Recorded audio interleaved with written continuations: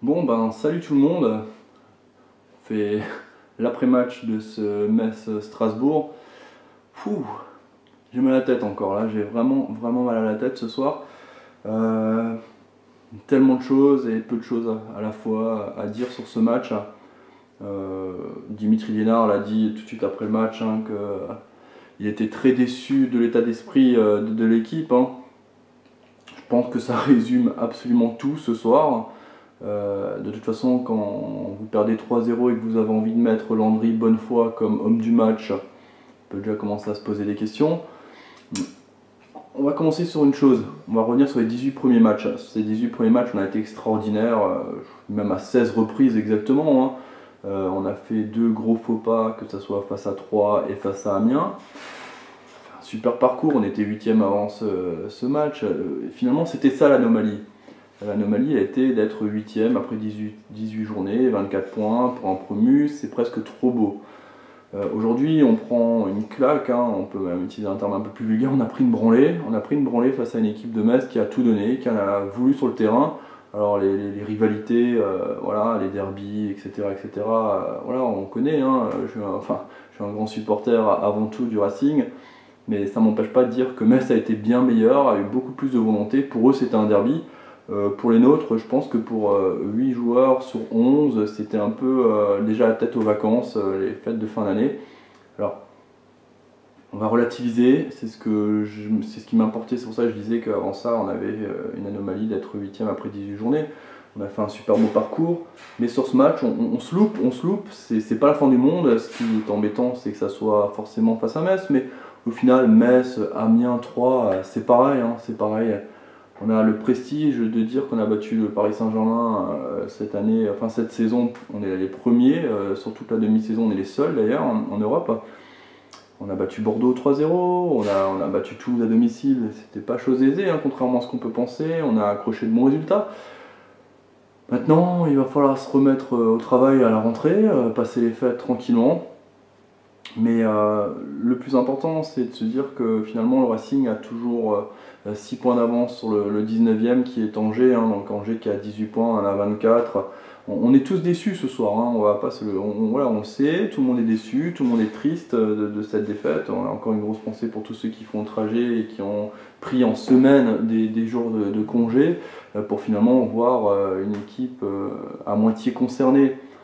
Sur ce match en tout cas, bien évidemment, j'insiste sur le fait pour pas qu'on puisse me reprocher de dire qu'on est trop dur ou pas assez dur, peu importe. Moi je parle de ce match-là, on a été transparent, on n'avait pas la niaque, voilà, c'est un match à oublier rapidement. Parce que le début 2018 sera pas facile non plus, On va jouer des clubs comme Dijon en coupe, alors ça c'est pas gagné d'avance non plus, en Coupe de France. On va se déplacer ensuite du côté de Marseille un peu plus tard, mais on reçoit Guingamp, on va à Marseille.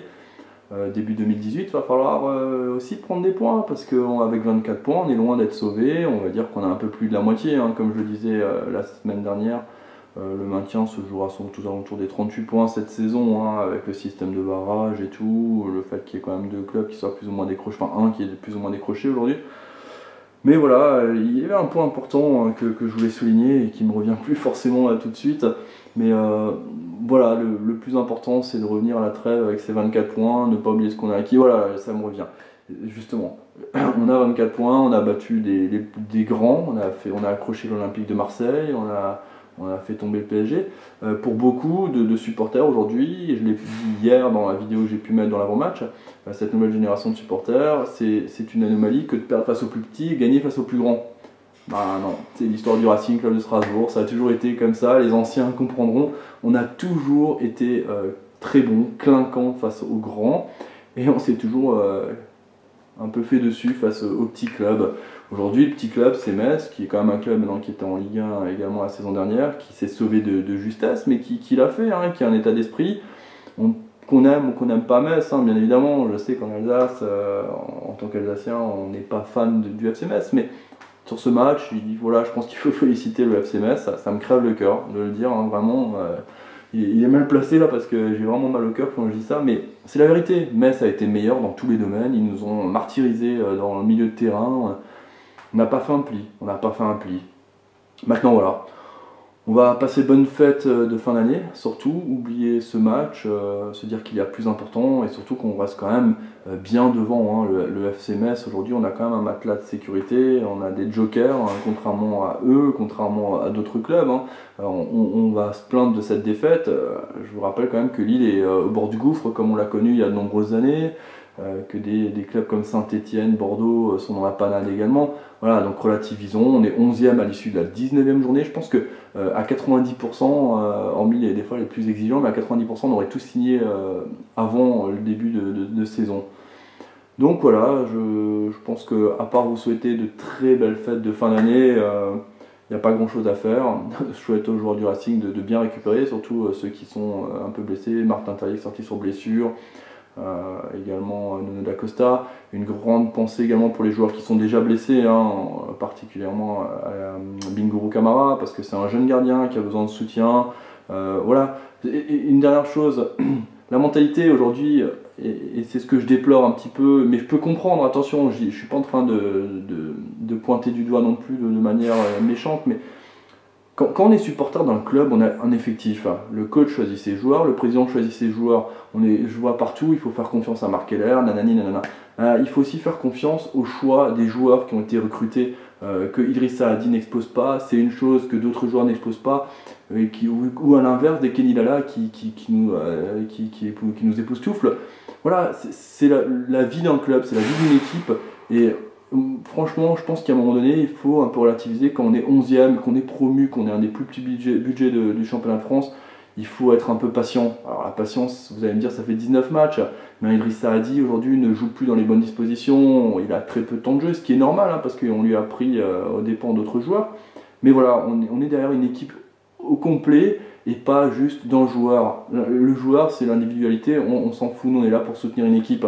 Parce qu'à ce moment-là, aujourd'hui, on l'a vu, il n'y a pas eu un joueur à part Landry Bonnefoy, Pablo Martinez qui fait un très gros retour, mais à part ça, il n'y a pas eu un joueur qui était au-dessus du lot. Donc quand il y en a un qui est en dessous du lot, il faut aussi relativiser et accepter que ça fait partie de notre équipe et qu'on doit le soutenir quoi qu'il arrive jusqu'à un point. Et je pense qu'aujourd'hui, on n'a pas encore atteint ce point de non-retour sur certains joueurs. Donc voilà, juste ça, un peu de patience. Je me répète, passez de très belles fêtes de fin d'année. On se retrouve de toute façon sur RCS Live, hein, on continuera à bosser même pendant les vacances, même pendant Noël, même le jour de Noël d'ailleurs. On a fait un concours pronostic sur le match d'aujourd'hui, 3-0 pour Metz, je suis pas sûr qu'il y ait beaucoup de gagnants, mais en tout cas il y avait un maillot à gagner. Si il n'y a personne qui a mis 3-0 pour Metz, on le remettra en jeu pour Noël le jour J. Merci à toutes et tous de nous avoir suivis, merci de votre fidélité. À noter que RCS Live avait passé à la barre des 50 000 fans, on vous remercie vraiment du fond du cœur. Et on se retrouve sur le site RCS Live pour toute l'actualité du Racing Club de Strasbourg. Ciao, bonne fête de fin d'année.